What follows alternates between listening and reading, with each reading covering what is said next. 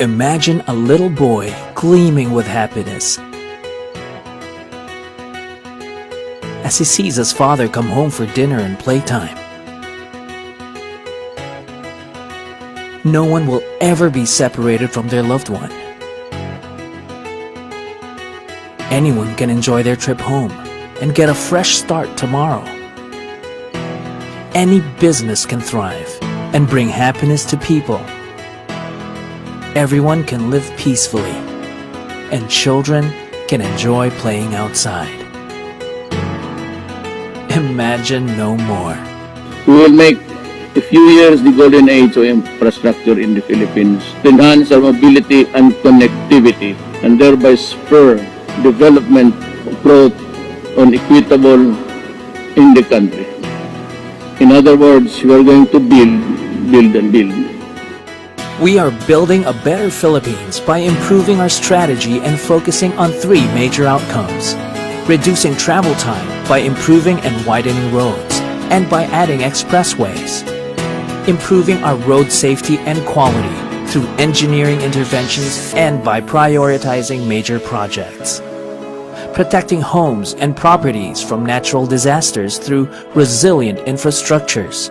With these outcomes in mind, we created key programs that won't just benefit our economy, but also our community. As of this year, the Philippines is ranked among the top 10 cities with the worst traffic in the world. But is it possible to solve traffic? Yes. We have been trying to decongest traffic throughout the years, but finally, we have a long-term solution that will make people's lives easier and more convenient. The Luzon Spine Expressway Network. Aside from the 11 expressways we have today, we will be adding 18 more. The Tarlac-Pangasinan-La Union Expressway, where a section will be open to Urdaneta City and an extension that will accommodate vehicles in La Union from the decongested MacArthur Highway.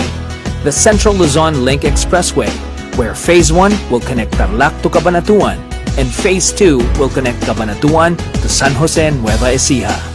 The Plaridel Bypass Phase 2, for travelers going through Balagtas, Giginto, Plaridel, Bustos, and San Rafael, Bulacan. The North Luzon East Expressway, where people can enjoy a scenic view of Northeast Luzon as they course through the whole region. The NLEX Harbor Link Segment 10. No need to pass through EDSA or Balintawak Toll Plaza if you want to go to NLEX, because it will connect directly from Radial Road 10, Mindanao Avenue, and Commonwealth Avenue. Do you believe that EDSA traffic is forever? We don't. With the Metro Manila Skyway Stage 3, we will finally decongest EDSA traffic, especially during rush hour. What happens when North meets South? Life happens.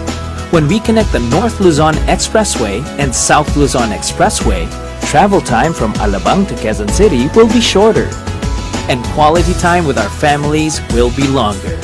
Traveling in and out of the country will also be more convenient.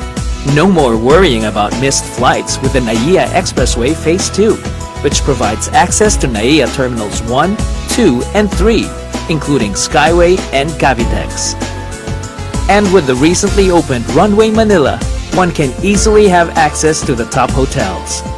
The Southeast Metro Manila Expressway C6 Phase 1 will connect Skyway FTI in Parañaque to Batasan in Quezon City. The Cavite-Laguna Expressway will connect Cavitex and the SLEX Mamplasan interchange. Through the Quezon-Bicol Expressway, travels are safer because now there's an alternative to winding roads. The Camarines Sur Expressway will serve as an alternative route through Naga City and Pili. And through the South Luzon Expressway Toll Road 4, one can easily reach Laguna, Batangas, Quezon, and Bicol region. Aside from expressways, we will also build more bridges to serve as alternate routes to major roads.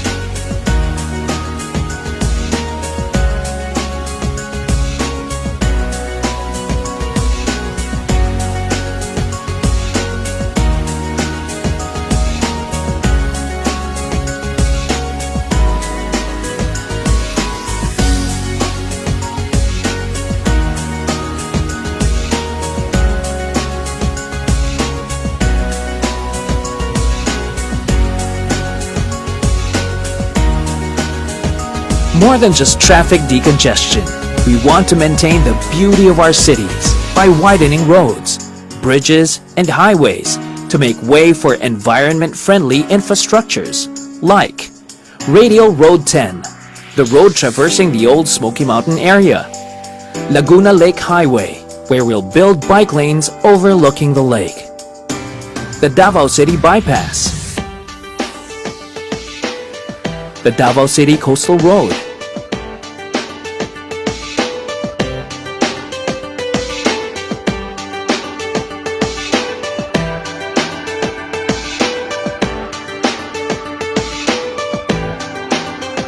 the Metro Cebu Expressway,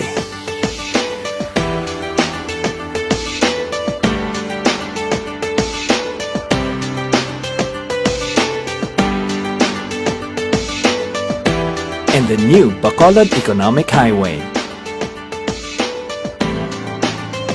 With our economy's future in mind, we will drive agricultural businesses, especially in Mindanao, by improving logistics infrastructure network and improvement of 2,844-kilometer road network in northern Mindanao, Davao, Soxcargen, Caraga, and Zamboanga Peninsula with a Mindanao logistics infrastructure network and an intermodal logistics system worth 98.15 billion pesos, linking the whole Philippines through inter-island linkage projects, starting with the Panay to Guimaras to Negros Island Bridge and linking more bridges in the near future.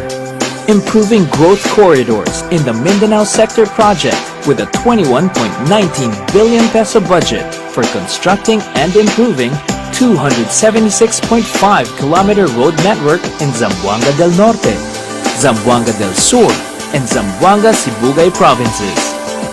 We will ensure the building of high-standard infrastructures with a public-private partnership program. We will continuously work with other government agencies to improve trade, tourism, agriculture, and education through our Convergence and Rural Road Development Program. The Department of Tourism with the Tourism Road Infrastructure Program. The Department of Transportation by upgrading access to RORA ports, seaports, and airports. The Department of Trade and Industry with a Roll-It program. The Department of Agriculture by constructing farm-to-market roads. The Department of Education making way for more schools and classrooms.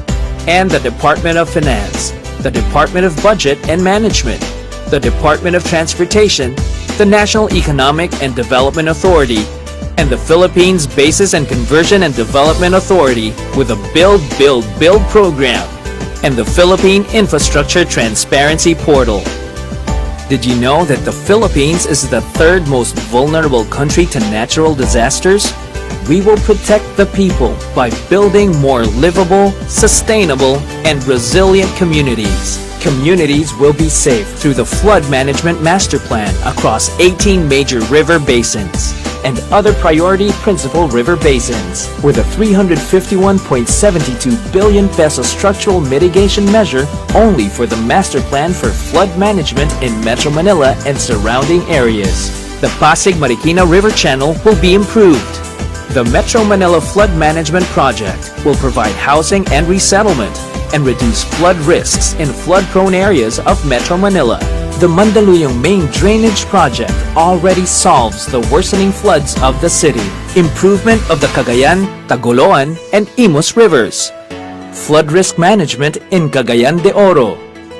The repairing of 8 sluice gates in Pampanga Bay to improve the flow of 3rd River, Caduangtete, and Sapang Maragul River. And the prevention of flood damages caused by overflow of San Juan River and poor drainage system of Maalimango Creek in the Cavite Industrial Area.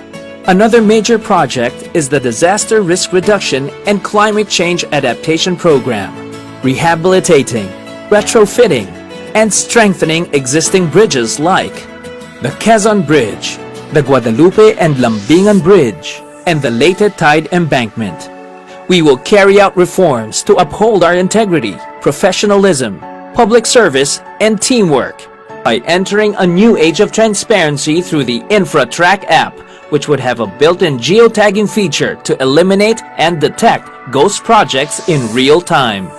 By giving citizens the opportunity to give feedback through the 24/7 Secretary's Hotline, fast-tracking projects through the Right-of-Way Task Force, improving budget spending through the Infrastructure Monitoring and Advisory Group, and by creating the Build, Build, Build online portal where all projects, information, and updates are available to the public. We will commit to having a clean and efficient government by enforcing discipline on DPWH officials and employees, making DPWH employees 100% drug tested, implementing a 24/7 work schedule on major and priority projects, formalizing strict guidelines on suspension and blacklisting contractors, suppliers, and consulting firms, and by streamlining procurement process. All of which adds up to the realization of our key programs, which will usher in the golden age of infrastructure. Where roads are built for speed, bridges for opportunities,